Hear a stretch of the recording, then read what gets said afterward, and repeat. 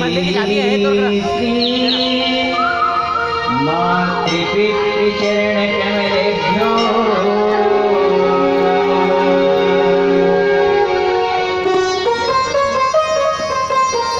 स्वस्ति श्री राधा कृष्णाय नमः। स्वस्ति श्री सरस्वत्यै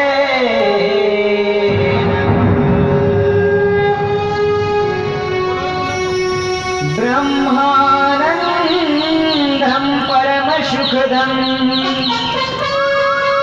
केवलं ज्ञानमूर्तिं द्वन्द्वातीतं जगत्सदृशं द्वत्वमत्यादिलक्ष्यम् एकं नित्यं विमलमचलं सर्वधि साक्षिभूतं भावातीतं त्रिगुणरहितं सद्गुरुं नमामि। मातृवत् लालयत्री च पितृव्रत मार्गदर्शिका नमो अस्तु गुरुशताये प्रज्ञायुताय।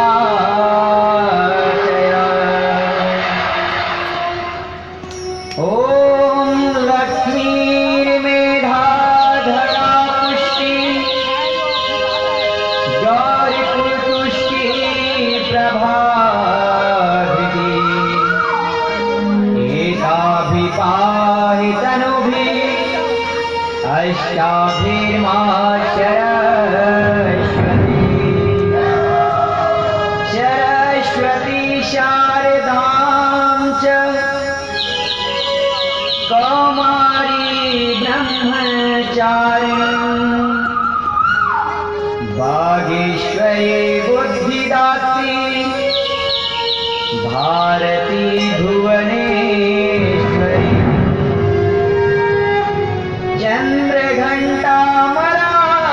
चन्द्रघण्टामरालासा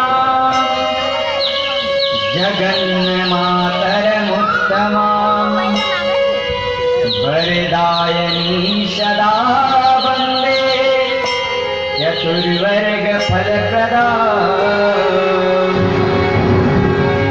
द्वादशैतानि नामानि शततं ध्यानसंयुक्तः यः पठेत् तस्य दिवाग्रनूनं पश्यति शारदा।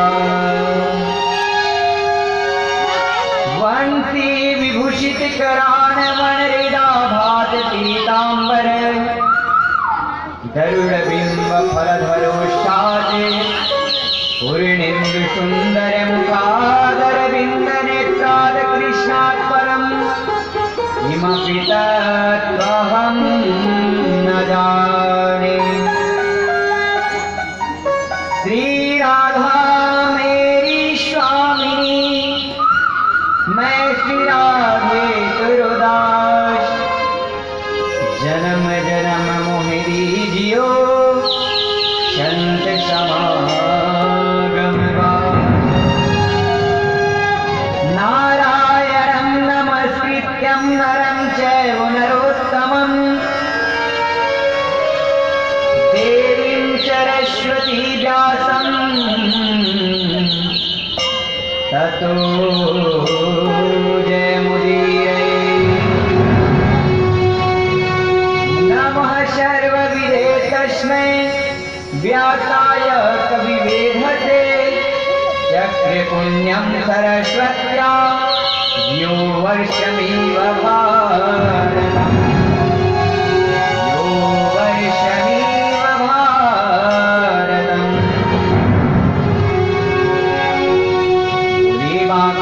हरिलाल की जय, श्री राधा कृष्ण की जय, श्री गजानन स्वामी की जय, राम केशव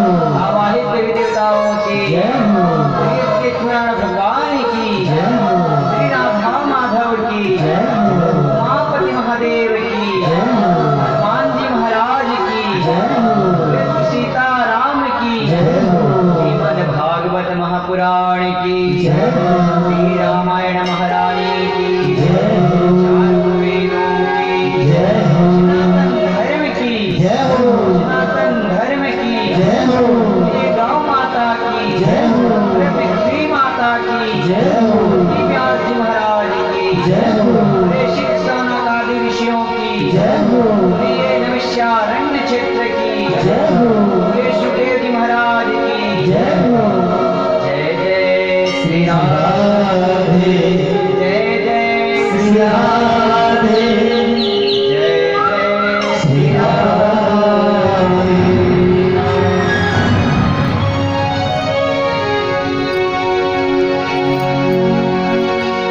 सर्वप्रथम परम पूज्य परम वंदनीय सद्गुरुदेव के चरणों में मेरा कोटि कोटि प्रणाम।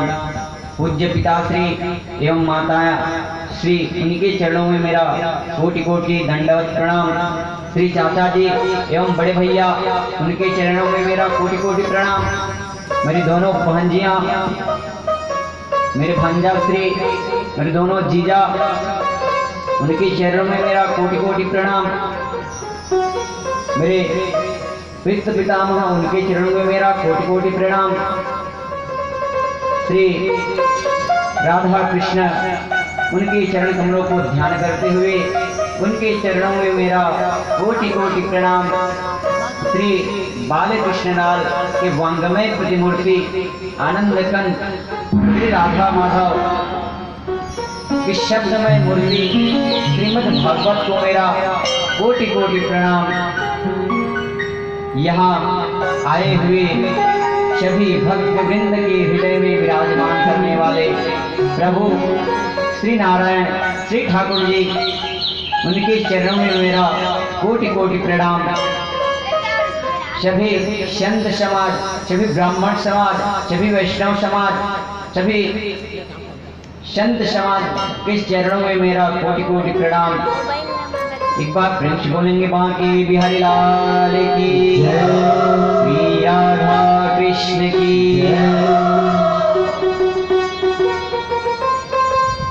आइए नित्य की तरह आज भी भगवान का नाम लें, क्योंकि नाम लेने से हमारी वाणी भी शुद्ध हो जाएगी और नाम लेने से भगवान साक्षात हमारे हृदय में प्रवेश कर जाएंगे, जिससे हमारा चित्त भी शुद्ध हो जाएगा। तो आइए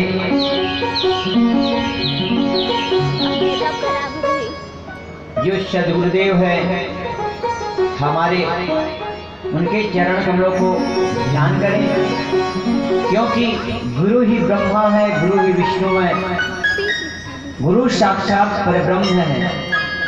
तो आइए एक बार अपने अपने गुरुदेव के चरण कमलों को ध्यान करें, उनको प्रणाम करें। तीन लोक नवखंड में गुरु से बड़ो न कोई, प्रभु कहे सो टल सके, पर गुरु कहे सो होई।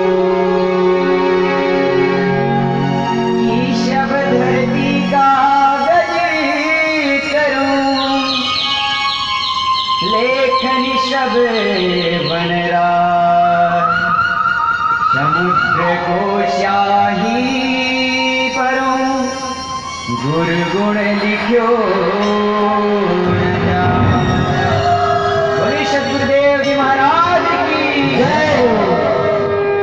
आइए सभी लोग दोनों हाथों की सेवा करें, भगवान से प्रार्थना करें कि सद्गुरुदेव की कृपा हो।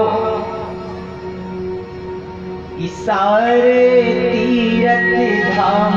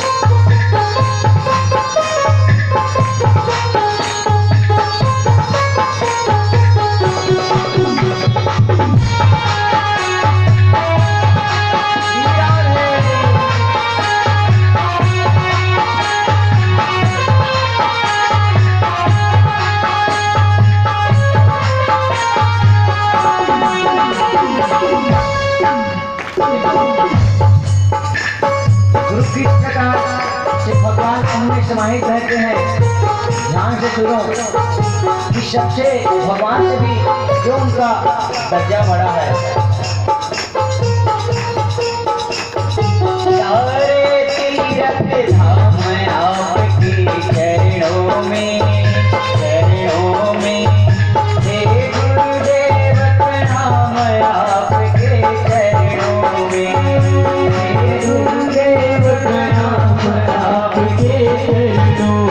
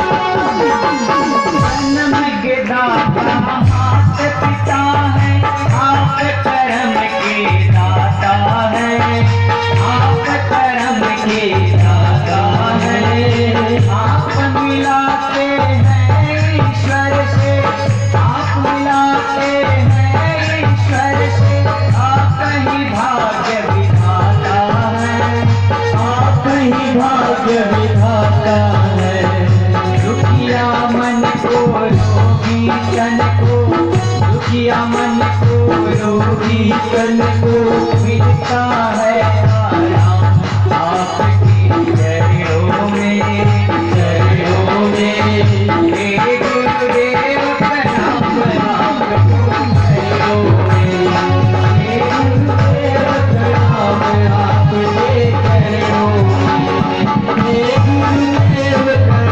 आपके चरणों में, हे गुरुदेव प्रणाम आपके चरणों में। सारे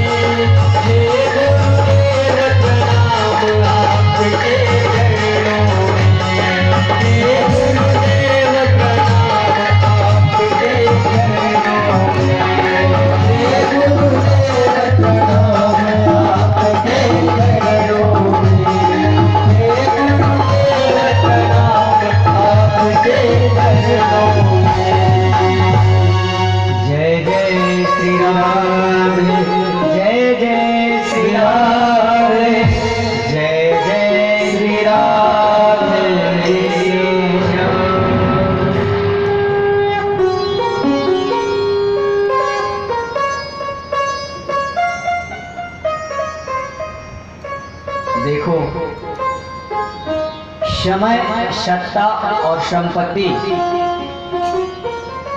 भले ही हमारा साथ ना दे, समय, अभी जो समय चल रहा है, अभी शुभ पूर्वक हम यहाँ कथा श्रवण करने के लिए आए हुए हैं। हम स्वस्थ हैं, हमारा समय अच्छा चल रहा है, तो हम स्वस्थ हैं तो कथा श्रवण करने के लिए आ गए।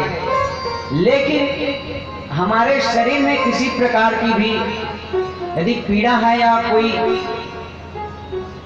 समय का प्रभाव, समय का पड़ना जो भारी पड़ गया, तबीयत खराब हो गया, हाथ पैर चलना उनका बंद हो गया, हम वृद्धावस्था को पा गए। देखो, हम सोचते हैं, सब चाहते कि भगवान की भक्ति हो, लेकिन मन में सब लोगों का आता है कि जब वृद्धावस्था को हम प्राप्त हो जाएंगे तो हमारे पास कुछ काम नहीं रहेगा। हमारे जो पुत्र हैं, पहले तो हम शादी करने की सोचते हैं, शादी करने के बाद हम संतान की कामना करते हैं, धन कमाने में लगते हैं कि भक्ति करने का अभी बहुत समय है, हमारी जिंदगी बहुत लंबी है। तो कल के ऊपर हम सभी जो भगवान का जो कार्य रहता है उसको टाल देते हैं। लेकिन कल में टालने से कोई भी काम क्या होता है बताऊं? जिस प्रकार से राजा दशरथ ने सोचा कि मेरा जो बड़ा बेटा राम है उसको मैं अगले दिन मैं उसको राज्य तिलक करके अपना राज्य सौंपूंगा और मैं अच्छे से रहूंगा। तो क्या हुआ, अगले ही दिन राम को वनवास हो गया। कल पर कोई भी काम हमें नहीं डालना चाहिए, क्योंकि काल करे सो आज कर, आज करे सो अब, पल में परिलय होएगी, बहुरी करेगा कब। तो हम उसका विपरीत करते हैं।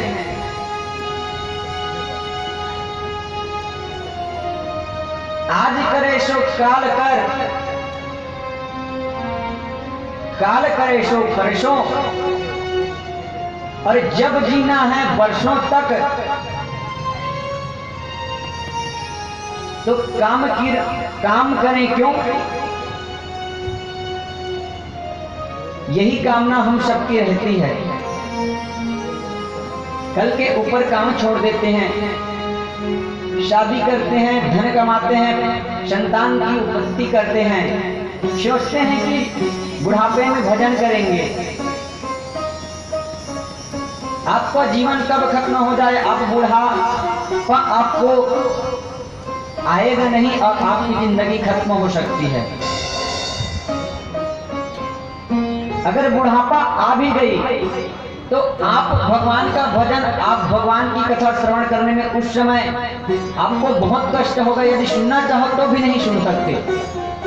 पूछो क्यों?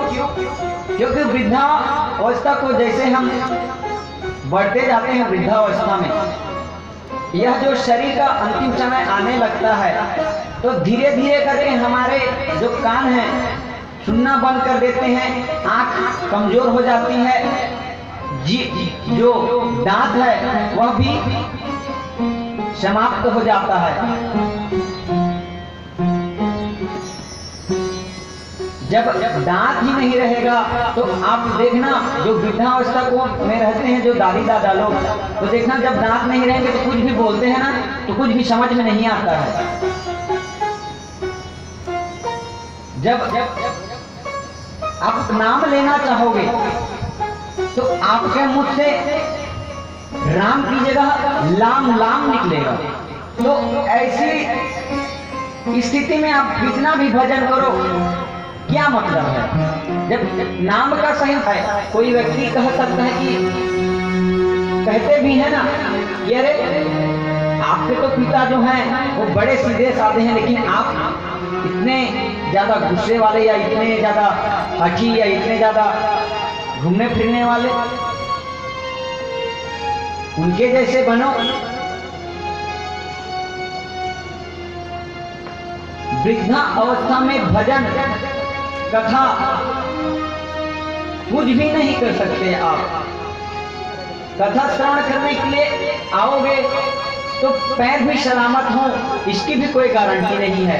आते रहोगे, पैर खराब है, आंख कमजोर है, गड्ढा आया उसमें गिर गए, बीच में ही पड़े रहे, उसमें तो कितनी बड़ी आपको तकलीफ होगी।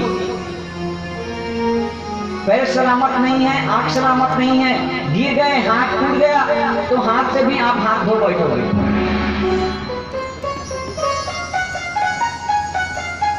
शुरू से ही भजन करना चाहिए।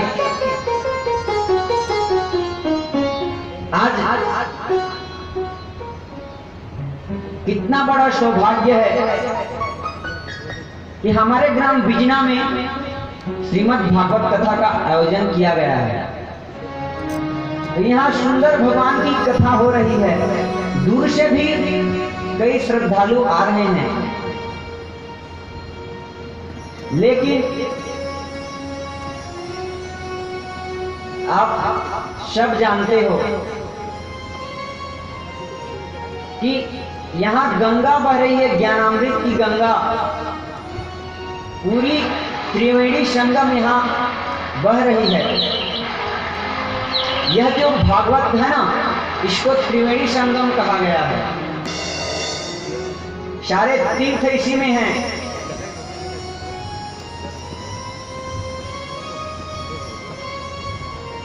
क्यों बताऊं, सरस्वती नदी के किनारे इस भागवत की रचना हुई। गंगा नदी के किनारे इसकी कथा कही गई और जमुना जी के किनारे में भगवान ने लीलाएं की। उस लीलाओं का वर्णन इस भागवत में किया गया है। तो इसीलिए इसको त्रिवेणी संगम कहा गया है। इसीलिए इसकी महत्ता सबसे ज्यादा है। आप कोई भी रस उठा करके देख लो, भक्ति का, ज्ञान का, वीर रस का, हास्य रस का, सब कुछ इसी में आपको मिल जाएगा। दुनिया में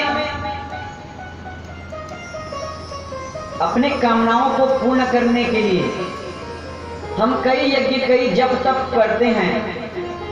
धन की प्राप्ति हो तो लक्ष्मी की पूजा करते हैं। यज्ञ करते हैं तो यज्ञ नारायण की पूजा करते हैं, यज्ञ नारायण को आवाहित करते हैं।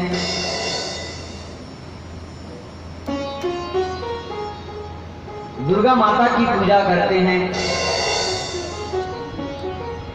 सीता राम की करते हैं। लेकिन हम जो कामनाएं करते हैं तो केवल उसके लिए एक एक प्रधान देवता है। लेकिन आप जितनी भी कामना करो, यदि भागवत कथा श्रवण कर रहे हो तो आपको अलग अलग पृथक पृथक किसी भी देव या देवता या भगवान की आपको आराधना, आपको पूजा करने की कोई आवश्यकता नहीं है, क्योंकि इसी में सबकी कथा है। इसी में सारा सार छुपा है। लेकिन हम आज भगवान की कथा को भी सुनने के लिए गांव में होते हुए भी नहीं आ सकते। तो कितना बड़ा दुर्भाग्य होगा जब आपको उस दिन पूछा जाएगा, जब आप इस धराधाम को छोड़ करके जाएंगे। क्योंकि जिंदगी तो 4 दिन की है, कब खत्म हो जाए कोई पता नहीं। कि दम द भरोसा यार, दम आवे ना आवे।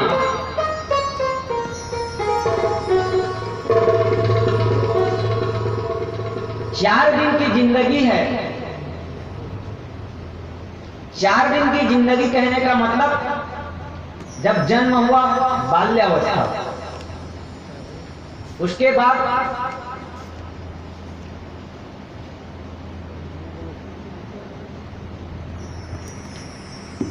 कौमार्य अवस्था, तीसरा जवानी, चौथा बुढ़ापा वृद्धावस्था।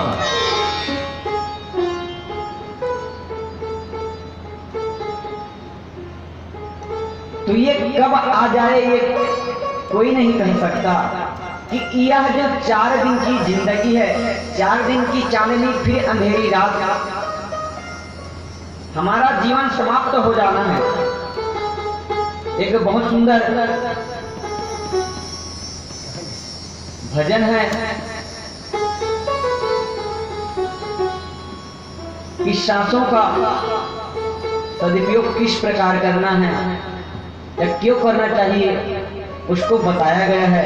तो एक बार इस भजन का हम सभी आनंद लें और सुन करके समझे जाने अपने जीवन के बारे में। आइए। हे राधा नामोला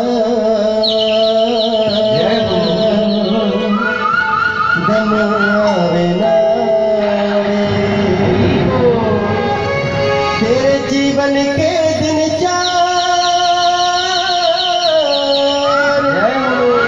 तेरे जीवन के दिन 4 दम आवे न आवे।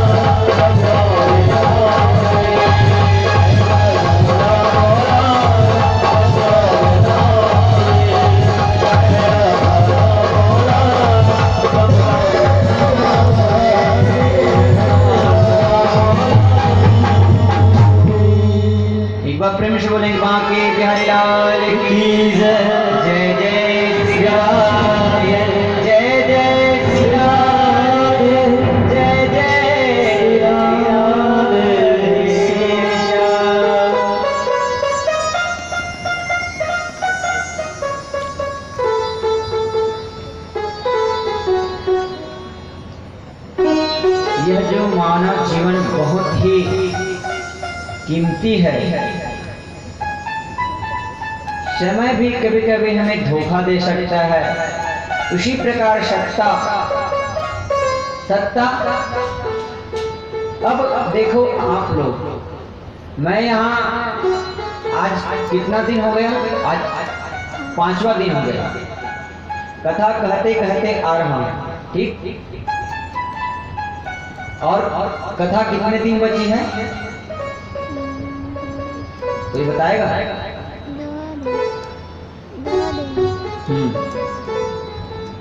और एक दिन और ले लो, यज्ञ पूर्णाहुति का दिन, उस दिन भी आऊंगा, उस दिन भी यहाँ बैठा रहूंगा, ठीक है। तो उस दिन भी मैं कुछ बोलूंगा कि आप भजन करो, आप कीर्तन करो, तो आपको सुनना पड़ेगा, क्योंकि भगवान की कृपा है जिसकी वजह से यहाँ एक टीचर के रूप में मैं यहाँ बैठा हूँ। आपको मेरी बात सुननी है और करनी है और माननी ही पड़ेगी।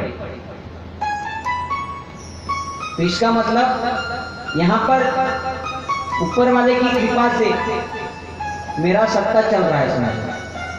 इस कुर्सी का महत्व है, जब तक यह कुर्सी उस दिन के बाद हट जाएगी, उस दिन के बाद किसी को बोलूंगा कि भैया इधर आओ, तो वो भगवान की एक बहुत अच्छी कथा आ रही है यार मेरे को, तो वो आपको सुनाना चाहता हूँ। तो आएगा या नहीं भी आएगा, आ गया तो उसको कहने लगूंगा तो बोलेगा कि मेरे को काम है कुछ। मैं कुछ भी अभी बोलूं आपको तो आप अपने घर से ला करके दे सकते हैं मेरे को। क्यों? क्योंकि ब्याज ने मांगा है, हमें देना है, लेकिन उसके बाद में जब मैं मांगूंगा तो आप एक बार के लिए आप दोगे उस समय भी, लेकिन एक बार जरूर सोचोगे, क्योंकि उस समय मेरी सत्ता चली गई, इसका महत्व चला गया। दूसरी है संपत्ति। धन जानते, आप सब लोग जानते हैं कि धन कमाना बहुत ज्यादा कठिन है, धन एकत्रित करना बहुत ज्यादा, संचय करना बहुत ही ज्यादा कठिन है। तो संपत्ति भी आपकी चली जाती है या चली जा सकती है यदि आपके पास है तो। अब पूछो किस प्रकार से? आप बीमार पड़ गए तो आपको इलाज करना होगा आपका, तब जाकर के आप ठीक होंगे। 1 लाख, 2 लाख, 3 लाख, 4 लाख, 5 लाख, हो सकता है सारी संपत्ति भी चली जाए। तीसरा है शरीर। बीमार पड़ गए, कितने भी खर्च हो गया, ठीक है, समय चला गया, सत्ता चली गई, जवानी चली गई, अच्छे थे वह समय चला गया जब स्वस्थ थे। सत्ता जब अच्छे से नौकरी करते थे तो रुतबा था अपने कम से कम कर्मचारियों के ऊपर में। काम किया तो धन कमाया, तबीयत खराब हो गया तो वह भी चला गया। अब है शरीर। तो शरीर का खेला देखो, बीमार हो गए, बीमारी दूर नहीं हुई, यह जो शरीर, यह जो तन है, यह पूरा हो गया, यह शरीर भी एक दिन नष्ट हो जाती है, उसे जला दिया जाता है। आपका शरीर भी आपका साथ छोड़ गया। तो ये समय, सत्ता, संपत्ति और शरीर, ये आपका साथ दे ना दे, लेकिन आपका जो स्वभाव और समझदारी है और सच्चे संबंध हैं आपके हमेशा साथ देंगे। जब आप बुरी परिस्थिति में रहेंगे, आपके पास धन नहीं है, तो आपने समझदारी से जिंदगी व्यतीत की, सबके साथ मेल भाव लगा करके रखा, प्रेम के साथ किसी से बात किए, मीठे वचन से आप बात किए, किसी को आवश्यकता थी उसकी आवश्यकता पूरी की, किसी की सहायता की, आपका स्वभाव अच्छा था। तो आपके जो बुरे वक्त में जब धन नहीं रहेगा तो हो सकता है कि कोई आपको धन दे दे, आपकी परिस्थिति को देख करके जो आपका हितैषी है, आपका अच्छा करना चाहता है, आपने उसके लिए अच्छा किया है। तो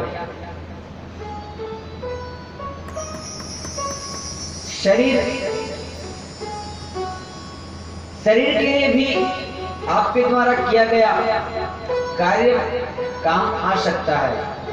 आपने किसी की सेवा की है,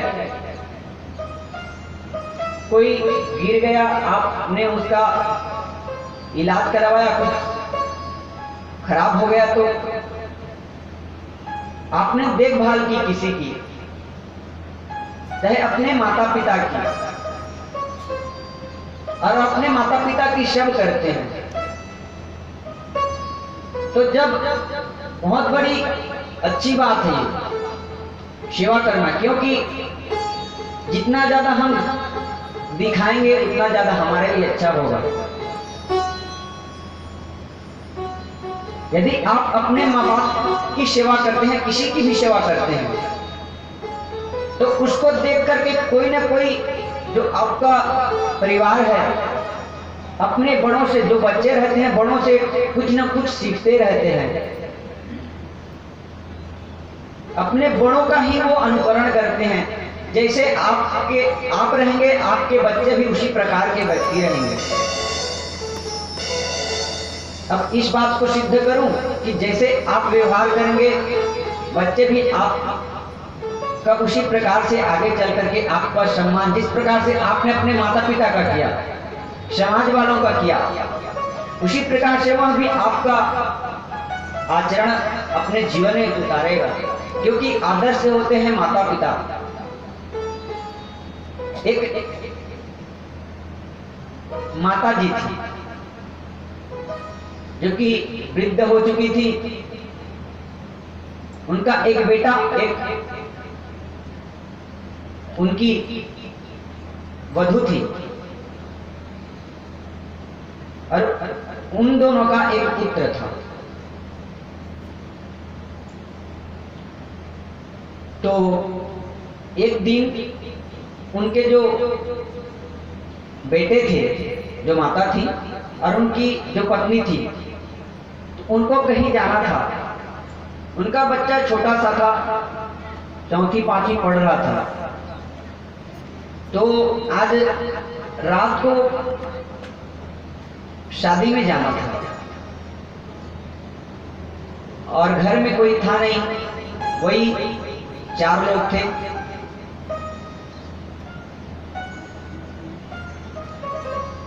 तो आज उनकी जो बेटे की पत्नी है, उसने कहा कि माताजी, जो माताजी थी उनके पास आई कि माताजी आज हम लोगों को कहीं जाना है। तो माता कहती है क्यों नहीं, बिल्कुल आप जा सकते हो। आज्ञा मांग रही हैं, बड़े हैं, बुजुर्ग हैं।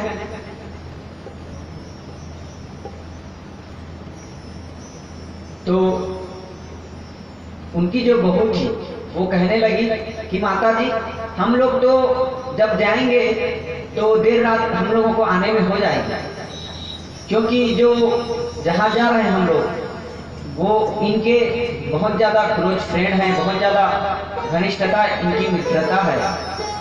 तो हो सकता है हम लोगों को देर हो जाए, या तो हम लोग अगले ही सुबह आए। तो माता कहती है ठीक है।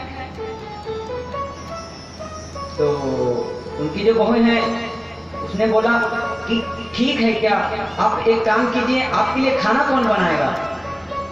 तो माता कहते हैं कि वो तो सही बात है, मेरे लिए खाना कौन बनाएगा। और जो माता थी वो तो वृद्ध हो चुकी थी, खाना बना नहीं सकती थी, उनका आंख जो था अच्छे से दिखता नहीं था, हाथ पैर भी थोड़े शिथिल पड़ गए थे।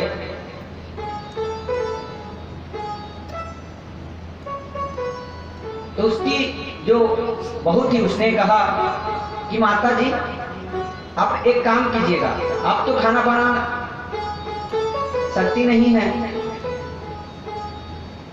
तो एक काम कीजिएगा, आप जो गांव का जो मंदिर है ना, वहाँ आज वार्षिक पूजा है, पूजा होगा, दिन में आज पूजा है, रात्रि में भजन कीर्तन होगा, और भंडारा लगा है, तो एक काम करते हैं, आपको हम लोग वहीं छोड़ देते हैं। माता जी ने कहा चलो भूखी रहूं, उससे अच्छा है कि मंदिर में जाकर के कुछ प्रसादी वरसादी खा लो, भजन वजन भी हो जाए। सब लोग तैयार हुए, माता जी भी तैयार हो गई, शॉल लपटा, क्योंकि उनको तो रात्रि जागरण करना था, और जो बेटे और नाती और जो बहू है वो तो आने वाले हैं नहीं, रात को देर भी हो सकता है। उन्होंने कहा था कि जल्दी आ गए तो आपको वहीं से लेते आएंगे, लेकिन आप अपनी तैयारी करके जाना। सब चकाचक तैयार होकर चले गए, माता जी को मंदिर में छोड़ दिया। अब बेटा, बहू और नाती वो तो कार में जाने लगे, माता जी इधर मंदिर चली गई। जब जा रहे थे तो कुछ ऐसा हुआ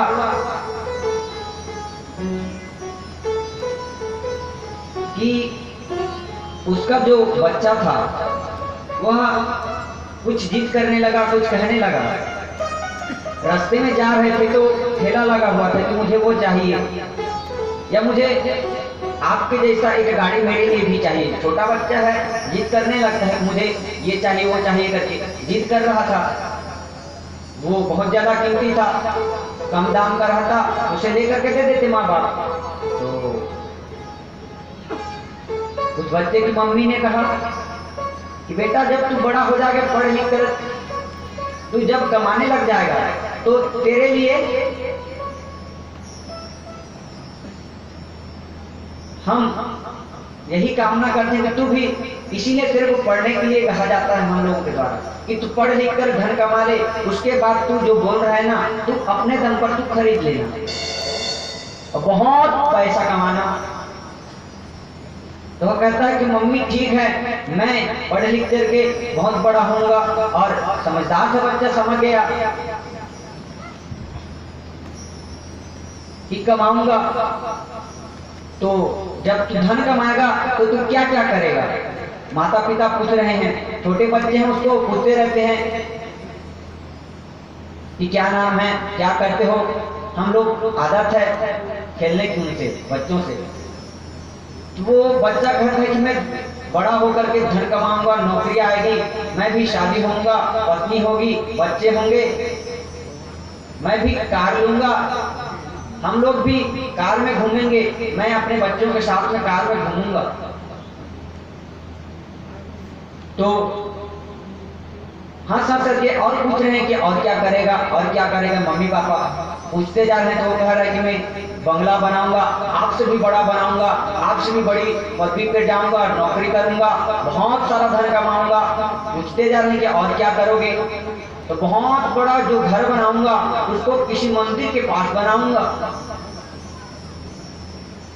तो पूछने लगे क्यों, मंदिर के पास क्यों बनाएगा, ये जो हमारा घर है बड़ा, क्या उसी में नहीं रह सकता, तुझे और जो घर बना है वो मंदिर के पास क्यों बनाएगा।